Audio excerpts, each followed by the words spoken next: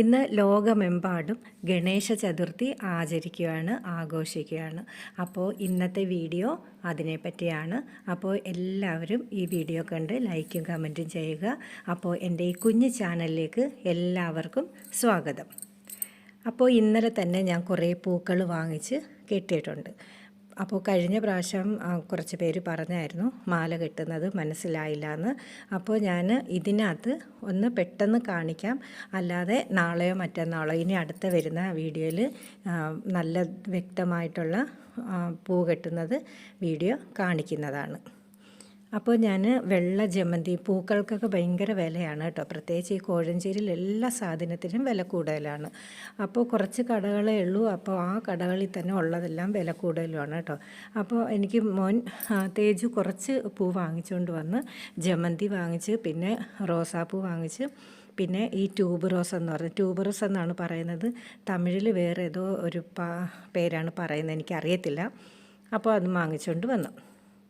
അപ്പോൾ 2 നൂല് ഇതുപോലെ കസേരയുടെ കാലിലോ അല്ലെങ്കിൽ ടീപ്പോയുടെ കാലിലോ അല്ലെങ്കിൽ ഏതെങ്കിലും കമ്പിയിലോ വല്ലതും കെട്ടിയിട്ട് ഇങ്ങനെ വേറൊരു നൂല് അതിനകത്ത് അറ്റത്ത് കെട്ടിയിടണം. നമുക്കത് ചുറ്റാൻ വേണ്ടിയാണ്. ഓരോ പൂക്കളും വെച്ചിട്ട് അത് ചുറ്റാൻ വേണ്ടി ഒരൊറ്റ ഇഴ നൂല് കിട്ടും. എന്നിട്ട് ഓരോ പൂക്കൾ വെച്ച് ഇങ്ങനെ കെട്ടുന്നതാണ്. പൂക്കൾ കെട്ടാൻ അറിയാത്തവർക്ക് ഏറ്റവും നല്ല ഒരു എളുപ്പ വഴിയാണ് ഈ കാണിക്കുന്നത് കേട്ടോ. ഇത് ഇങ്ങനെ കെട്ടി പഠിച്ചതിന് ശേഷം നമ്മൾ സാധാരണ കൈവച്ച് നമുക്ക് നല്ലതുപോലെ കെട്ടാൻ മനസ്സിലാവും. അപ്പോൾ ഞാൻ ട്യൂബ് റോസും വേറെ ജമന്തിയുടെ നടുക്ക് റോസയുടെ ഇതളും വെച്ച് ഇങ്ങനെ കെട്ടി. ഇനി നമുക്ക് റോസാപ്പൂവും കൂടെ കെട്ടി കഴിഞ്ഞാൽ ആ പൂക്കളെല്ലാം കെട്ടി ഞാൻ ഇന്നലെ ഒരു 10-10:30 ആയി കിടന്നപ്പോഴത്തേക്ക് ഈ പൂക്കളെല്ലാം ഒരുക്കി വെച്ചിട്ടാണ് ഞാൻ പോയി കിടന്നത്. അപ്പോൾ ഇനി റോസാപ്പൂവും കൂടെ കേട്ടോ. റോസാപ്പൂ എളുപ്പമാണ് കേട്ടോ. റോസാപ്പൂവിൻ്റെയും ജമന്തിയുടെയും ഞെട്ട് വെട്ടിക്കളഞ്ഞിട്ടാണ് നമ്മളിങ്ങനെ കെട്ടുന്നത്. അപ്പോൾ നല്ല രസമാണ്. അപ്പോൾ രാവിലെ എഴുന്നേറ്റ്, ചതുർത്ഥി ദിവസം രാവിലെ എഴുന്നേറ്റ് കുളിച്ച് ഞാൻ പോയി കുറേ മുക്കുറ്റി എടുത്തുകൊണ്ട് വന്നു കേട്ടോ. ഇനി കറുകയുണ്ട്. കറുക ഞാൻ പൂജ അഷ്ടോത്തരം ചെയ്യാൻ വേണ്ടി ആ സമയത്ത് പോയി എടുത്തുകൊണ്ട് വന്നാൽ മതി. അസമയത്തല്ല, ആ സമയത്ത് പോയി എടുത്തുകൊണ്ട് വന്നാൽ മതിയാകും. അപ്പോൾ കുറേ മുക്കൂറ്റിയൊക്കെ കൊണ്ടുവന്ന് അതിൻ്റെ വേര് എടുക്കുന്നവരുണ്ട്.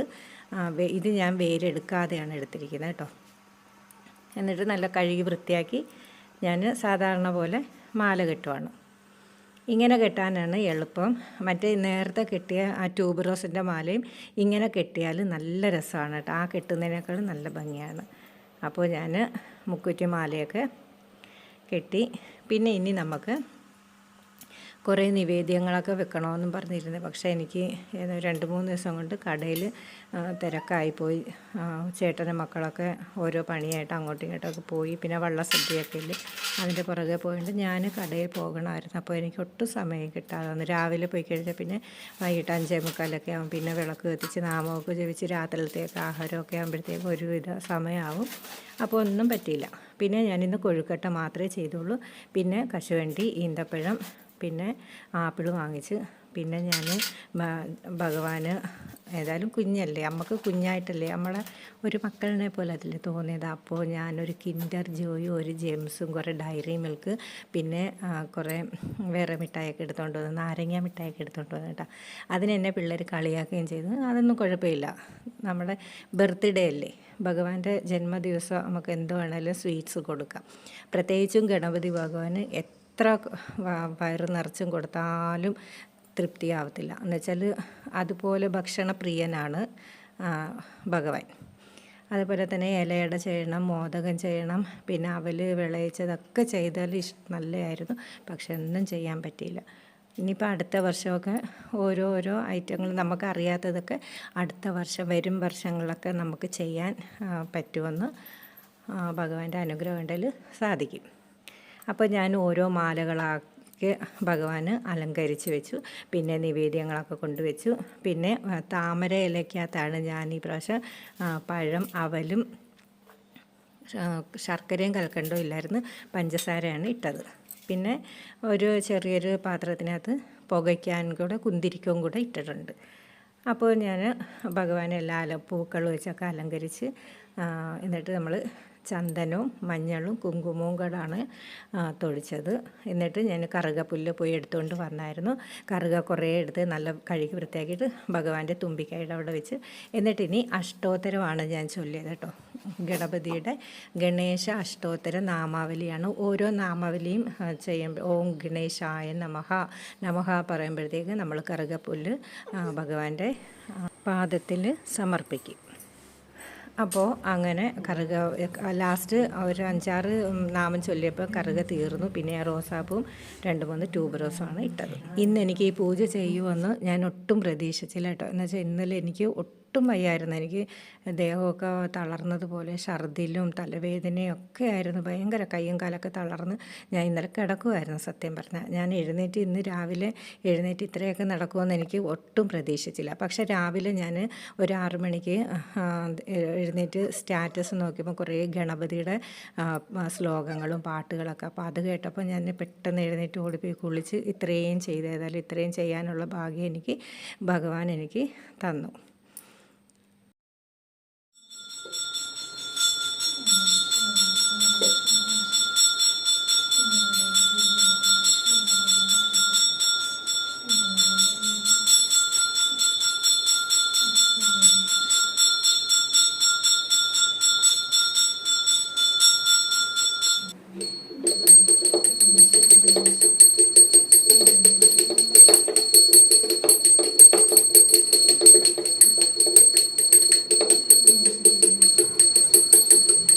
गणनायकु तू मंगलदायकु गणनायकु तू मंगलदायकु मनताय जन तुका गणपती लायकु मनताय जन तुका गणपती लायकु गणपती लायकु प्रथम वंदन हे विघ्नेश्वराक प्रथम वंदन हे विघ्नेश्वराक मते बक्षिता देवाराक मते बक्षिता देवाराक प्रथम वंदन हे विघ्नेश्वराक प्रथम वंदन हे വിഘ്നേശ്വരാക. അപ്പോൾ ഗണപതി ഭഗവാന് ഞാൻ നല്ല രീതിയിൽ തന്നെ അഷ്ടോത്തര നാമാവലിയൊക്കെ ചൊല്ലി കറുകയൊക്കെ സമർപ്പിച്ചു. അതിനുശേഷം നമ്മൾ കുറച്ച് സ്തോത്രങ്ങളും കീർത്തനങ്ങളൊക്കെ ഉണ്ടായിരുന്നു, അതൊക്കെ ചൊല്ലി പിന്നെ നമ്മൾ ആർത്തി ഒഴിഞ്ഞു. ആർത്തി എന്ന് വെച്ചാൽ കൊങ്കിണിയിലാണ് എപ്പോഴും എൻ്റെ വായിൽ അതേ വരത്തുള്ളൂ. ആരതി എന്നാണ് ഉദ്ദേശിച്ചത് കേട്ടോ. അപ്പോൾ ആരതിയൊക്കെ ഒഴിഞ്ഞതിന് ശേഷം നിവേദ്യങ്ങളൊക്കെ ട്യൂഷൻ വരുന്ന പിള്ളേരുണ്ടായിരുന്നു, കുറച്ച് പിള്ളേരുള്ളായിരുന്നു. ഇന്ന് കുറച്ച് പേര് വന്നില്ല. അപ്പോൾ ഉള്ളവർക്കൊക്കെ ഞാൻ നിവേദ്യങ്ങളൊക്കെ ബാക്കിയുള്ളത് ചേട്ടനും മക്കൾക്കൊക്കെ എടുത്ത് വെച്ചിട്ടുണ്ട്.